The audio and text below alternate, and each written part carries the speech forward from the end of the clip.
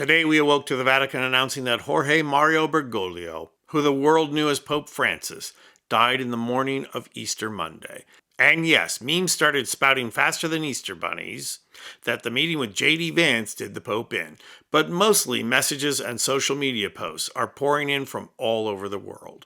One such social media post is purportedly from Donald Trump, who stands proudly as the single most opposite figure from the kind, compassionate, and intelligent Pope Francis. But let's just compare, shall we, what Trump posted versus the other presidents. Here's what Obama had to say. Pope Francis was the rare leader who made us want to be better people. In his humility and his gestures, at once simple and profound, embracing the sick, ministering to the homeless, washing the feet of young prisoners, he shook us out of our complacency. Obama, understanding who Francis was and what he stood for, references one of the signature actions Francis took in order to turn the church around and have it live up to the radical teachings of Jesus. Rather than washing the feet of priests for a Holy Thursday ceremony, Francis started in his very first year as Pope to go outside the Vatican and wash the feet of the marginalized. He washed the feet of prisoners, including Muslims. He washed the feet of migrants, and one year the foot washing was comprised only of women. Francis tried to model the actions that Christian belief should inspire. The last Catholic president of the United States, Joe Biden, had this to say. Pope Francis will be remembered as one of the most consequential leaders of our time, and I am better for having known him. For decades he served the most vulnerable across Argentina, and his mission of serving the poor never ceased. As Pope, he commanded us to fight for peace and protect our planet from climate crisis. He advocated for the voiceless and powerless. He made all feel welcome and seen by the church. Now, as a Catholic and a world leader, Biden took to heart this idea of having been seen by the church.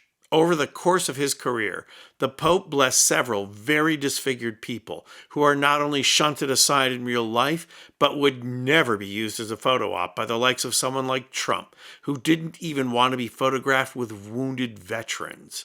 Francis not only blessed, but spoke with victims of clergy sex abuse and survivors of human trafficking. But Francis also started at home with the unseen. He took the Pope's almoner from behind a desk awarding grants and put him in the streets of Rome to take care of and listen to the homeless. As a result of the work of the almoner, Francis had outdoor showers installed at the Vatican for the homeless, made laundry facilities available, and when the homeless told the almoner that their ungroomed hair was a problem when interviewing for jobs, Francis organized the Barbers of Rome to provide free haircuts on Wednesdays. It's one of the many reasons that Biden called Francis the People's Pope, stating, above all, he was a pope for everyone. He was the people's pope, a light of faith, hope, and love. And what did Trump have to say? Trump posted this. Rest in peace, Pope Francis. May God bless him and all who loved him. Seriously?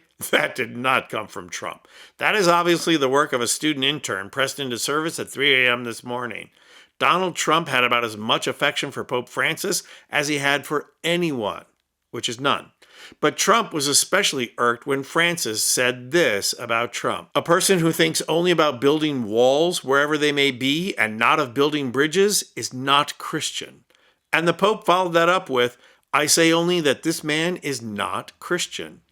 And just look at Francis in this official photo with Trump. You can tell Francis doesn't want to be anywhere near him. And why would he? Trump is a mean-spirited brat born of privilege whose entire political career is built on hating and marginalizing immigrants. And you can see it all here. Trump actually takes pleasure in marginalizing and oppressing immigrants as part of political theater. The Pope is not only a champion of immigrants, but a child of immigrants himself, which set the course of his entire career. And the Pope not only defended immigrants, but provided material support through the Vatican. Trump is everything Francis opposed. And while Trump proposes a Gaza peace plan that calls for creating luxury high-rises and kicking out all Palestinians, this is what Francis said in his last public address. I appeal to the warring parties, call a ceasefire, release the hostages, and come to the aid of a starving people that aspires to a future of peace. Now, of course, the Pope's words will go completely unheeded by Trump, who is immune to anything that doesn't speak about praise or profit for Trump. So the question is not so much, why should we believe Trump's statement? The question for all Christians, not just Catholics, is why on earth would you follow the example of Trump when you have the example of Pope Francis? I'm Anthony Vincent Gallo for Occupy Democrats.